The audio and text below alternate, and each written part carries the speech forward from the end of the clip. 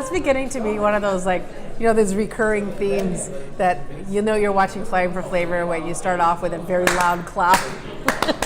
She's got a very loud clap. Norm has a big loud clap too. Does he? He's such a mild-mannered, There's a story man. behind it, and it had to do with, it drives me nuts when he claps so loud, and it has to do with the fact that he broke his wrist when I think he was late teens, early 20s, and when he broke it, he was concerned when he had to get surgery, he wasn't sure he would ever be able to clap again.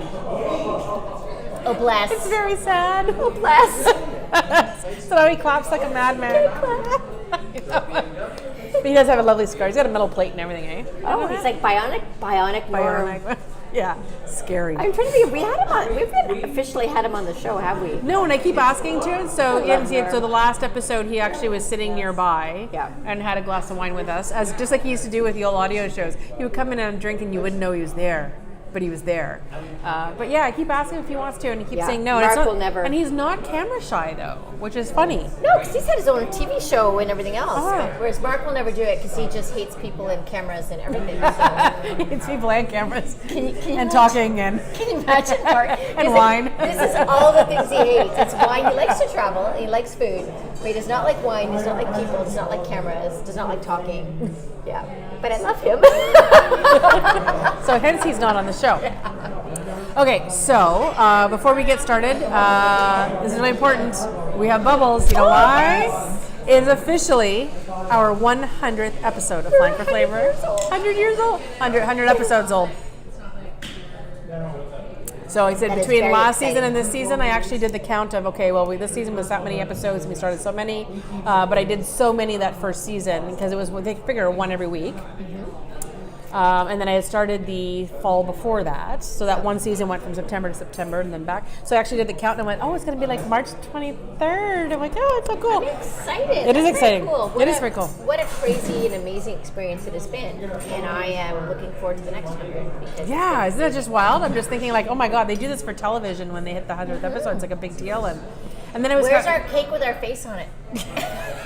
Okay, fine. Another episode about, I'm not eating cake. But anyhow, it's surprising, and I kept thinking I was going to do all these things. Like, what do I want to do? Do I want to do a live show? No, I had plans to do a live show when some of the snow went.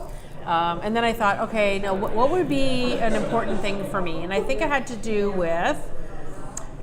one of the reasons I chose the topic, Know Before You Go, for this thing had to do not so much the travel paranoid warning things, because that's not me and that's not how I travel. Yeah. For me, it had to do with the entire reason that I travel, and the entire reason I wanted to do this show has to do with the idea of opening up people's horizons to new cultures, new customs, new countries, new destinations. I don't care if it's the city next door. I don't care if it's the province or state beside you. I don't care if it is a neighboring country. By going out to see new things, new people, and if food and drink is that bridge to get you to experience those things, that's one of the reasons that I'm always encouraging people to travel so much. So it was just a natural thing. And I find that as much as people are starting to travel a bit more, they're kind of traveling loosey-goosey, meaning that they are just, they see an ad on Facebook for a cruise package, or they got an email from a standard email spam blast or whatever from somebody, and Sunwing's having knock and Sunwing's got a special on, right? So that's kind of how they've been planning their trips and stuff. And I still run into people who are completely oblivious about where they're going. Yeah. And it's not, and then they get surprised when somebody asks them, like, you're going there? You're going there? Do you know what's going on there? Do you want to get shot? Do you know the language? Yeah. So, and that's the only thing I always have to worry about, is that I don't want to stop people from traveling. That's not what this episode's about. It's about knowing, getting your ducks in a row, doing the research ahead of time, getting a feel for what you're doing and where you're going, so that when you get there, you have the best time possible, and that will just make things easier for you going along. But being aware is half the battle. And part of the reason also is, of course, there was just a recent grounding of all Boeing 737 flights. those are the Max 8s and 9s, of course. There's a specific, not just standard 737s. 737 Max 9. Max 8. Max 8, and then there's actually Max 9s too in the States, Okay. believe it or not. So some of the airlines are actually carrying some of the Max 9 models, but they're all being grounded currently until they get things fixed, which are probably, they're thinking maybe end of April. So it's not necessarily going to impede you for travel now, but there might be little delays or flight changes or things as they kind of move their fleet around from one plane to the other. So just keep in mind of that, and it's not an inconvenience to you. Be kind and cautious about how and why they're doing these kind of things. So before I get into all the serious stuff, Cynthia's itching to get her industry update. It is the 100th episode, so she's got to have something like really wacky today. Okay. It's not as wacky.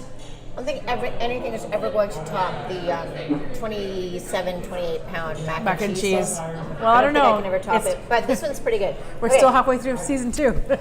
Before I get to my WTAF, I do want to talk a little bit about something that I discovered. So it's so funny because when we're doing these industry updates and all of these things, typically they come across Stephanie's feed just because she's been researching more travel than I have, and you know, All day, in this every industry day. a little bit longer than I have been. So my attentions are a little bit more spread. So I've got like weddings and kids and alcohol and all these things. So anyways, but this thing came across my iPad this morning, and it really caught my eye for a couple of reasons. One is because A, it was a travel thing, but B, it's about traveling to the European Union.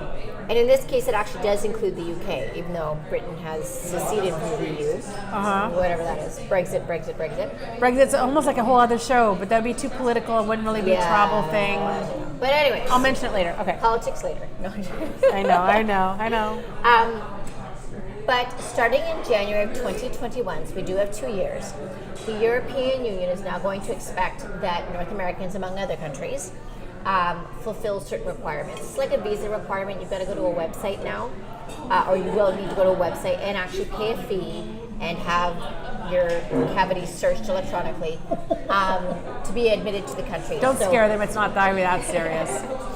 No, but it's that idea, like the same with like when my husband and I, when we used to travel back and forth between Australia and Canada, it was not a thing because we had our temporary residence visa in Australia, so we went back and forth. But the last time I went, oh, wait a minute, I think I need a visa. And so I went in and researched, and there's like 5 different visas. I had to figure out which one I needed. And it was minimal. It was like maybe $20. And I think this one, it looks like it's going to be around the same. It's not a large cost. But where in the past, Canadians have enjoyed this opportunity to just go back and forth. Canadians have had this opportunity to travel back and forth, I'm assuming because of the Commonwealth, and that now to increase security. 26 countries in Europe. I apologize. It does not include the UK. Oh. So not Scotland and England, but the rest of Europe. And and Ireland. Is Ireland's not part of the UK, are they?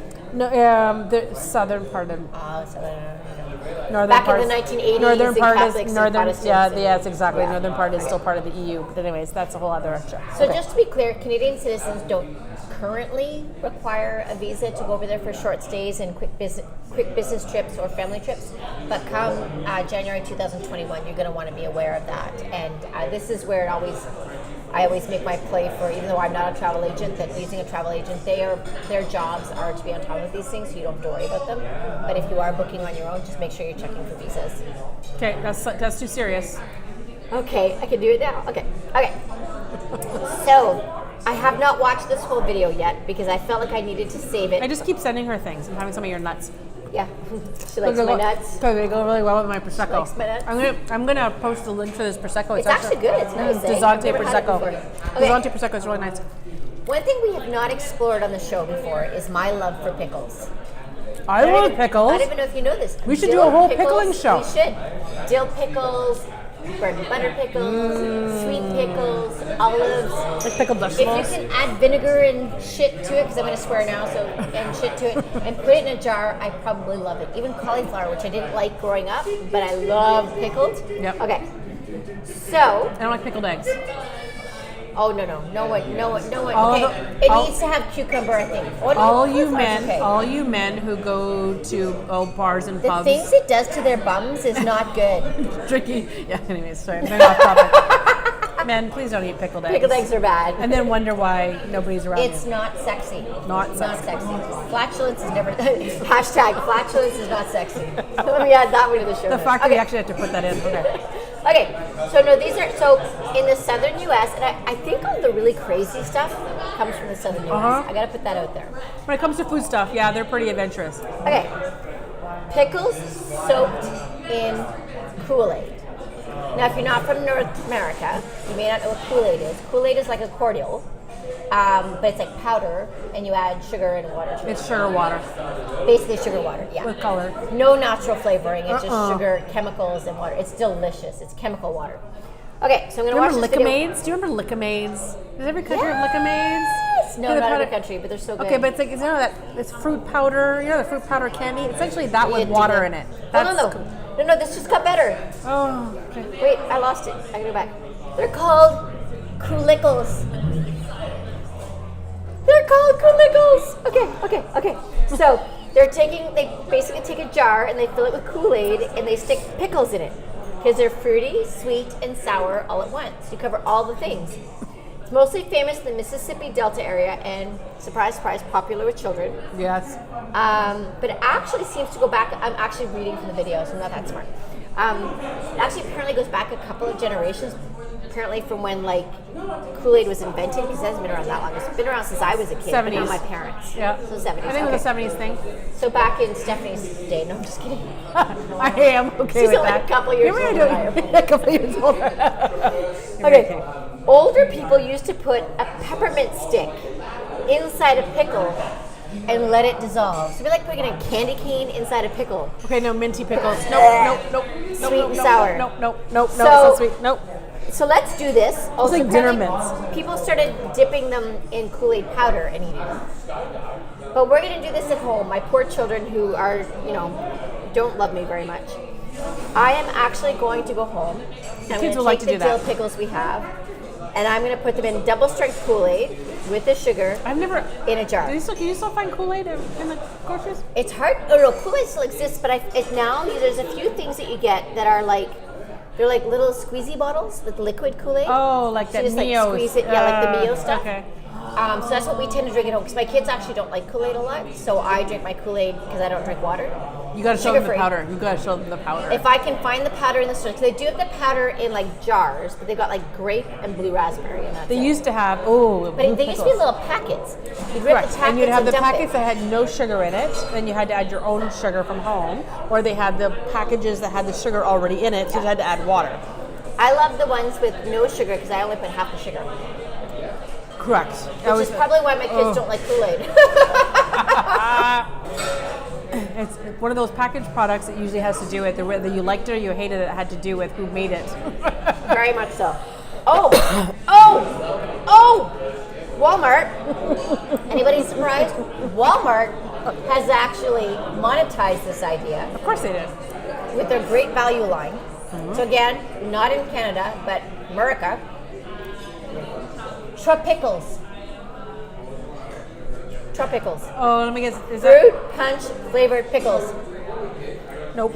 So what flavor, Stephanie, as the food and beverage connoisseur that you are, what flavor would you put with dill pickles? What kind of flavor of Kool-Aid should I put with my dill pickles? Let's just say salt, vinegar. I would do like lemon lime. Right? Because you get that lemon, Yeah, right? lemon citrus, dill's good. Right? So you get that lemon dill. I would do lemon lime. I wouldn't do anything that's berryish. That's too much. Grape would be too much. Yeah, a lemon lime I think would be my default. I had to come up with that pretty quick. Man, you put me on the spot. That was good. That was Thanks. actually really good. So I think I'm going to try and So, find. I don't even so know the if we lemon can lime get is it. green, by the way. I don't even know if I can get lemon lime anymore. But I'm going to go to the grocery store. I'm going to pick up some Kool-Aid, You do an experiment. Do like one different. and I'm going to pickles. see if I can make the kids do it because the kids are like okay. So my daughter this past weekend went to a baby shower, and baby showers are okay. They're just baby showers. So anyways, so one of the games was I hate baby shower games. me too. But I won the word scramble and I won a bottle of wine, so it was all worth it. All those word scramble games, my phone paid off, and I won the bottle of wine. But they had the baby food jars, 3 baby food jars, and you had to name what the baby food was. Oh. Now, I got my daughter when she was 3. We adopted my daughter. So I've never had the opportunity to feed my daughter baby food. So guess what I did with my 14-and-a-half-year-old daughter? You made her eat it? I made her eat it. Oh. Now, in all fairness to her, and it was, I wish I had the opportunity to have the camera and take a picture because the faces were priceless. The first one was cream corn, which was gross.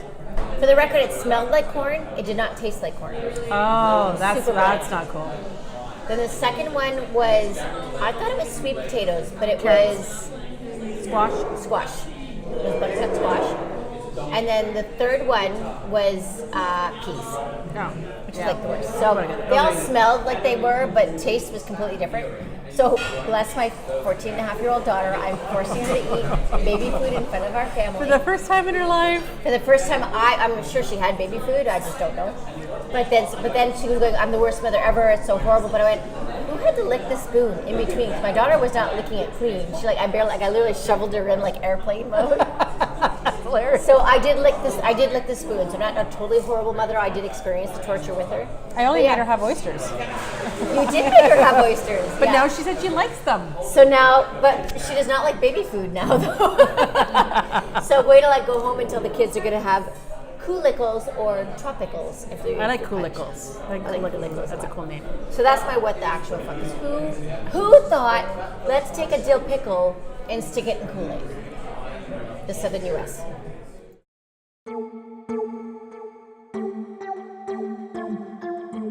Okay, so I promised on one of the shows coming up that I would share the results of us having Coolicles. So Coolicles, as I explained on the show in our What the Actual Fuck segment, are Kool-Aid and dill pickles, and they're apparently popular in the States. I got nothing. So we wanted to go and get the Kool-Aid packs that we used to get. They're like envelopes. You tear them up, put the powder in, and add sugar. But they don't sell those anymore. So we had to settle for these little squeezy bottles of Kool-Aid. And we don't know. We didn't have a lot of selection.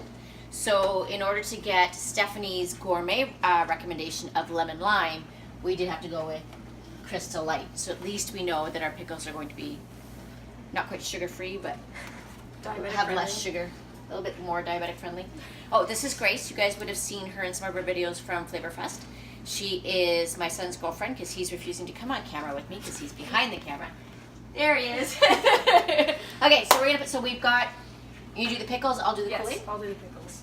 How So- many for? I don't know, just some enough that we can make sure that all the kids get to try them. Is Veda gonna try them? Yep, I'm gonna have all the kids try them because I'm cruel that way. Grace has also suggested we're having friends over tonight. She's also suggested that I should feed them to my friends after we've had our wine. So we'll see how that goes. There we go. So according to the instructions I could find, it was just make the Kool-Aid, stick the pickles in, and let them infuse. So we're gonna let these infuse, and then we'll see what happens. How long does it take to infuse? I don't know. We're gonna do it for a few hours, and we'll have them kind of around dinner time. And we'll see how they go. So we'll come back and see you in a little bit.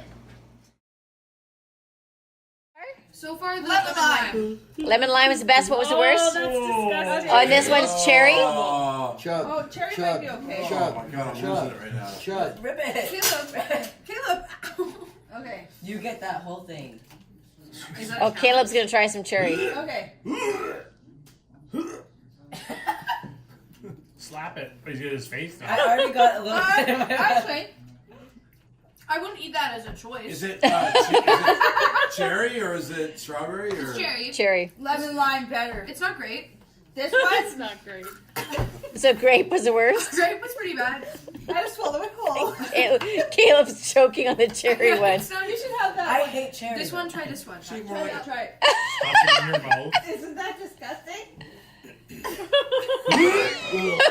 No? Swallow. Caleb, which one was the Swallow, best? Caleb. You can't even swallow it. That one's not. I wouldn't say this one's the worst. I'd say this one was actually the easiest one to swallow. Here, bring Open this. up, big here, boy. bring No, this he one has No, like back. the whole thing. He has I had this one already. This is the only one I have. What flavor is that one? You try the orange one with the electrolytes? That was. That one's. I didn't like that one. Orange. It's like tastes slimy. I like this one the best, but I hate the You like orange the best? You Yeah. weirdo. Lemon lime.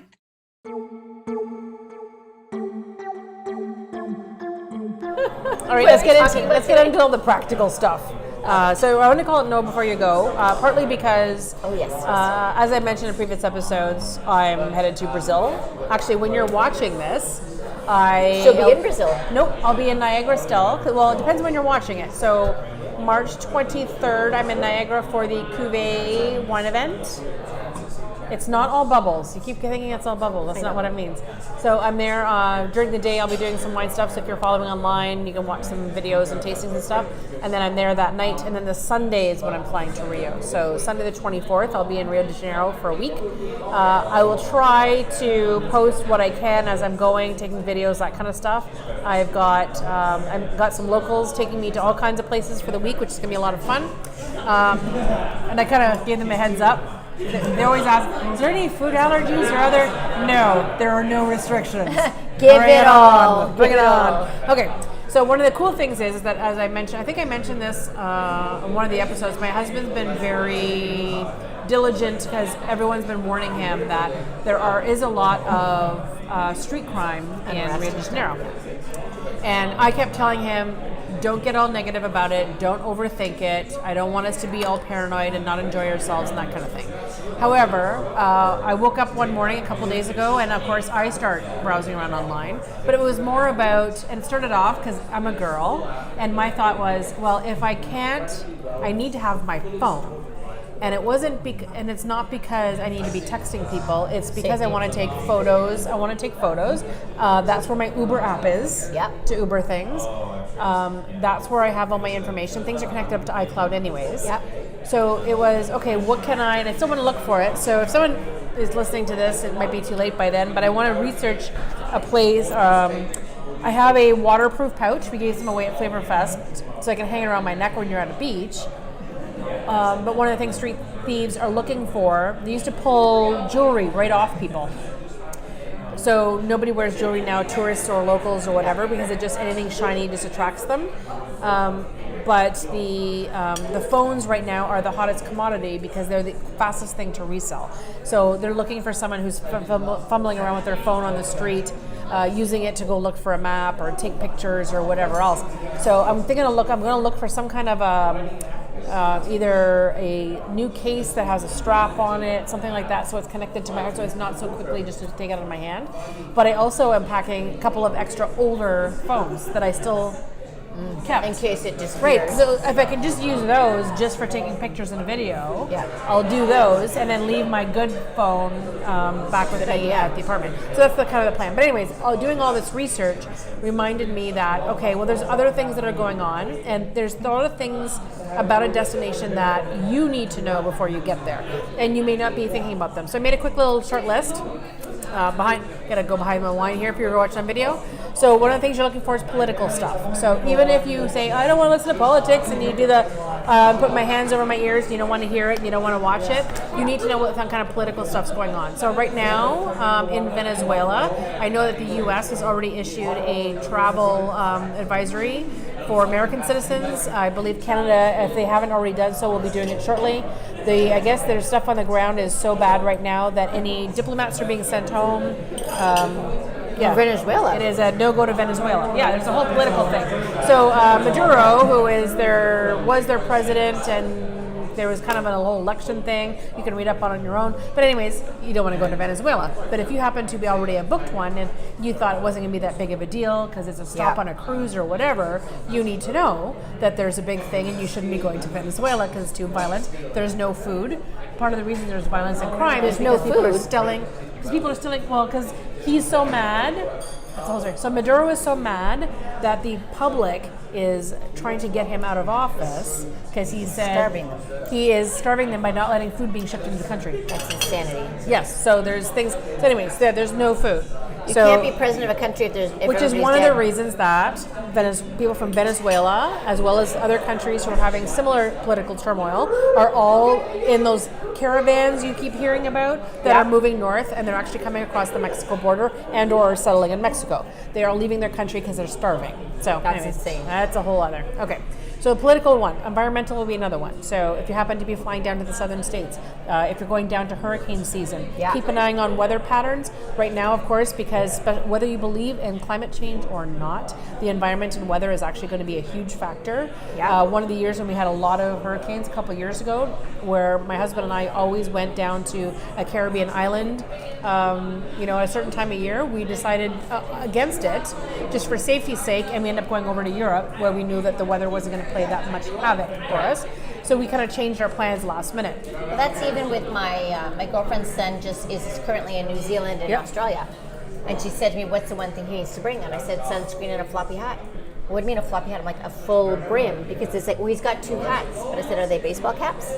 That'll protect his forehead, but you got your ears and your neck. And that is a real thing that is, we don't see it as much here in Canada, or even start traveling in the States. But you go to Australia, you do not want anything that isn't covered. So no, so you're like checking that. out weather. So you can even do a Google search on weather in this place in This that time of particular year. month. Yeah. And you'll actually get full reports and stuff on what the weather is going to be like then, what the odds are for hurricanes, tornadoes, that kind of stuff. They'll give you some current stats if there's been any damage. If they just had a hurricane or any other kind of windstorm or floods or anything, you may still be able to go there, but half the businesses and half stuff the will be businesses gone. are done. What can you do? Right? So those are kind of things. So doing the research is a big deal. So the other one has to do with crime. I already talked about Rio de Janeiro is known for pickpocketing. Same thing with Barcelona in Spain is known for pickpocketing. There's actually signs and the hotel lobby when you're checking in, giving you all the tips for tourists, like don't carry things. So you kind of learn all these little tips.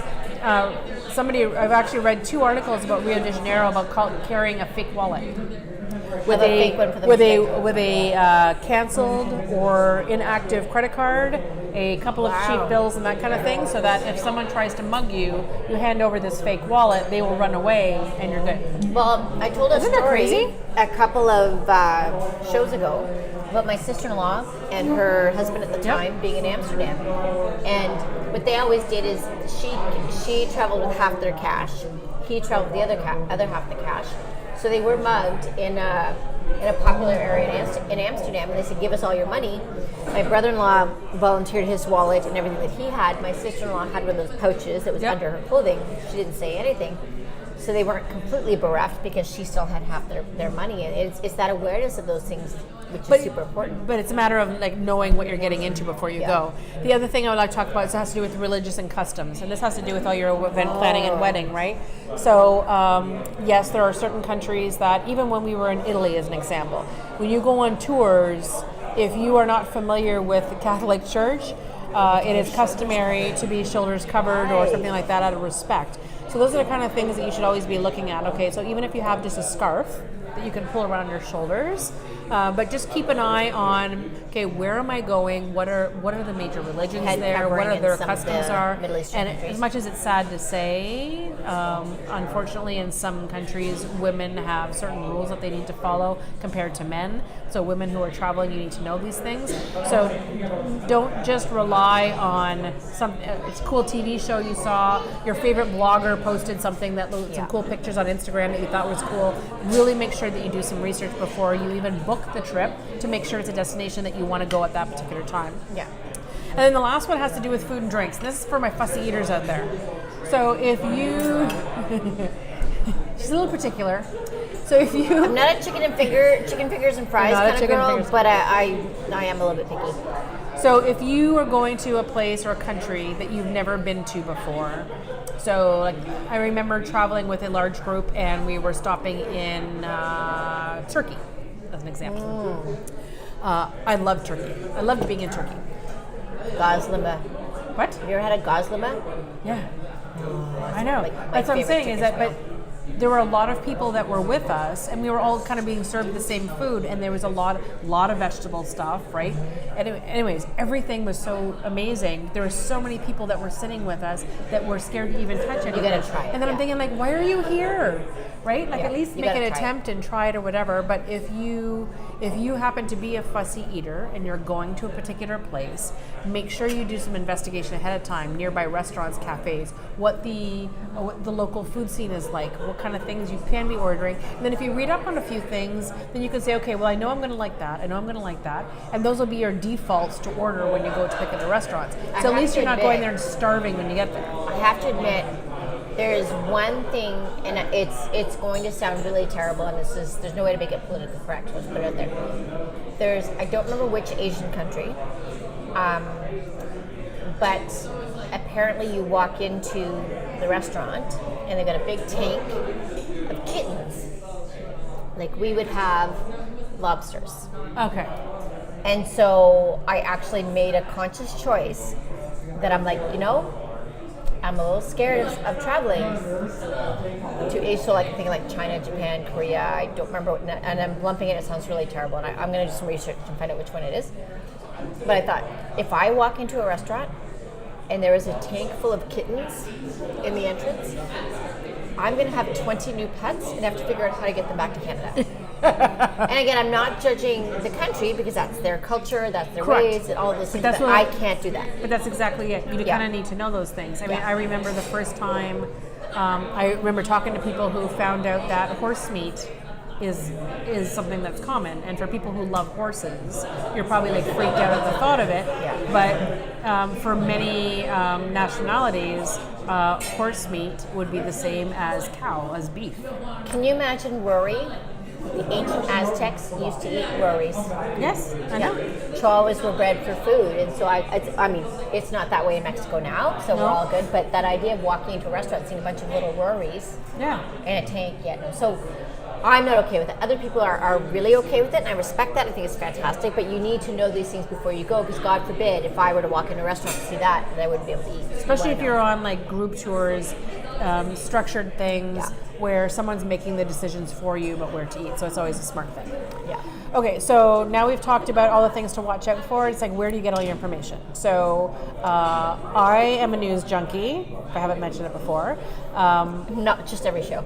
But also, that's where I get all the ideas for all of our shows, and I get the ideas for all of our little industry updates, and I kind of watch it partly for that, partly for my own information, and I like to know what's going on in different parts of the world, because I'm either traveling there soon, so I need to know what's going on, or I've already been there, or I've been there so much, and I actually have friends or I know people that live there now, so I'm concerned about them to the point where I'm actually think, okay, well, certain areas, do I know somebody that's there, where are they traveling, and that kind of thing.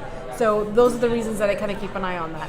And because of those same factors, right, the political, the environmental, right, I'm actually watching for all those things. And then I can easily give tips on, so that's one of the things, we'll post things on Facebook every once in a while. Yeah. So usually, I just say it's from Flying for Flavor. It's usually me, because I'm the one that's up at like 5:30, 6 o'clock in the morning going through Twitter. I tried to share we just had this discussion, I tried to share 2 things to the page, and Facebook decided to be a jerk, and I couldn't share either one. Correct. Facebook had some issues today, I heard. So where to get this? So news, whether you watch it on television, that's fine. Don't just watch your own local news, what's going on in your own city and town. Stay for that one section where they're talking about world news, actually, especially if you're going to be traveling. It doesn't hurt to know, just and they'll give you a little bit of intro. Newspapers are fine, because once you get past the local news, and you get back, there's always a section in any newspaper that actually gives you some clips, whether it's from another national source or not. There's always something in there that's giving you the bigger headlines of the day, so that you can always be aware, or at least get an introduction to, oh, I didn't realize something was going on there, and then you kind of need to check. Online's a really good source. Right now, YouTube is one of the greatest things. I live on my YouTube channel. You can set some alerts as well, too. Mm-hmm. I can be even finding my iPad and my iPhone tend to trigger things. Yep. There, because everybody's listening everywhere, but tend to trigger things that are related to what I'm doing. So that's why I'm starting to see more updates on things coming across. So you can do like a Google alert for the country that you're traveling to. If you don't know how to do that, ask somebody who's techie to do that for you. Or Google it. Or Google how to Google. But Google Alerts are really kind of cool. So I actually have one that anything that's posted that week about wine, I actually get a wine one that's sent to me once a week, and with all the different links or articles at the top, so many. And then I have one for culinary tourism. So I have another one that's kind kind of set up to me. So the things that are happening, and so I do get Google alerts in once in a while. But the YouTube is a really big one. Google's big one. TripAdvisor, just by going on TripAdvisor, as much as TripAdvisor, yes, can be just reviews.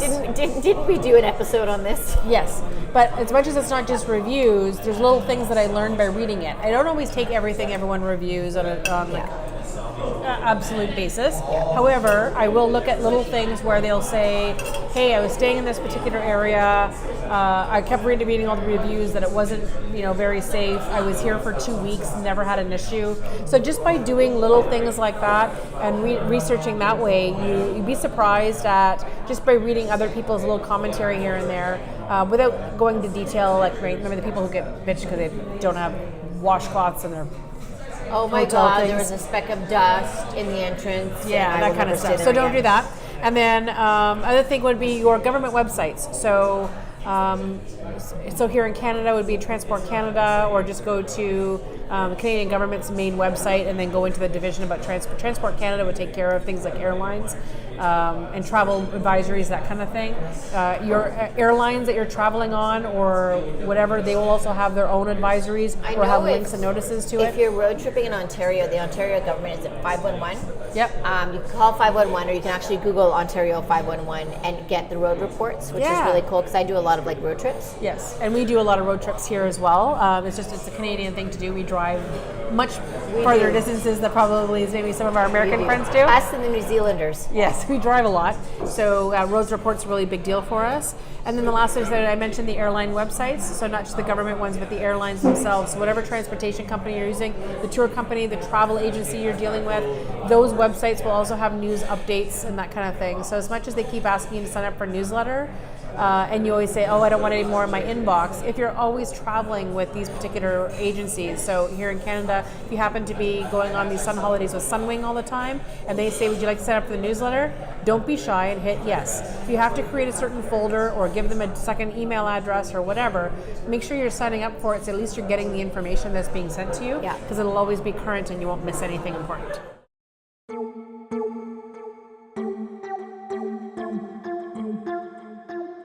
Here's some tips and tricks and things to look out for while you're traveling.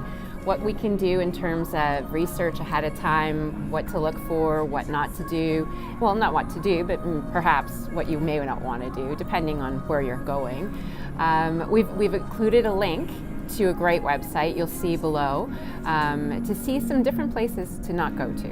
So when you're traveling somewhere different, and I say different in the sense that if you're researching a trip, going away to a different country, Brazil, if you're going to Brazil, if you're going to China, if you're going to Poland, Ukraine, you're going to maybe need, and I know for a fact you'll need a visa. How do you get a visa? Where do you look? Definitely you're going to use your travel agent to assist while you're doing it. If you're doing it on your own, you're going to do some research about the country you're traveling to, of course. And you're going to also want to check out whether you're choosing hotels, Airbnbs. If you're doing Airbnbs, you're going to do, you might need a car rental. Make sure before you leave whatever country you're in, get an international driving license. It's important. They last for quite a few years, usually, depending on where you come from. And I know in Canada, I think they last for 2-3 years, about that. So you can just go wherever you want and drive wherever you want. So you have the option of doing those kinds of things. But make sure you actually do some research. Know the political background of the country. I know that sounds kind of dry, but it's really important these days, especially when you're getting into countries that might have some political unrest. You make want to sure that you want to make sure that you're actually safe. You want to make sure you're situated in a place where you're accessible to an embassy if you need it. Know where the embassy is. It doesn't matter even if you're on a resort or you're in a cruise ship or whatever. Always just double check, find out where the embassy is. If you're going to Mexico, for instance, I've gone to Mexico City. I made sure I booked in a hotel that was walking distance to, if you're a Canadian and you need an embassy, you probably can get into any embassy that you choose. You just go up and say, listen, I need your help, and they'll let you in if you can find the Canadian embassy, but it was just right down the street, a couple blocks.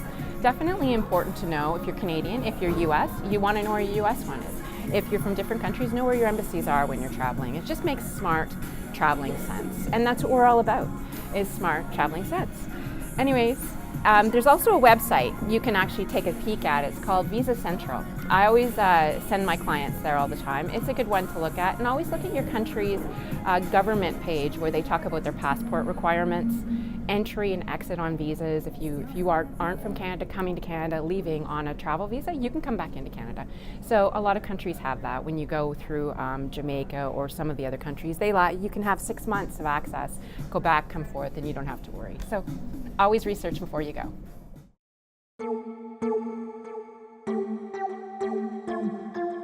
Still March. And it is still March. Although, was it March 22nd is the first day of? Spring, so this Spring. is technically spring. It's technically spring. I call bananas. Was it bologna? I call bologna. But yes, so because it's still March, our entrance into the VIP lounge on Facebook. If you're going in Facebook, go in the search, go FFF VIP. It's going to ask you for a password. You're going to use the password spring because we do dream that it will be spring someday. This is ridiculous. It feels like we've been using the same password for For how like long? 6 months. It's still spring. We're It's still still dreaming March. of spring.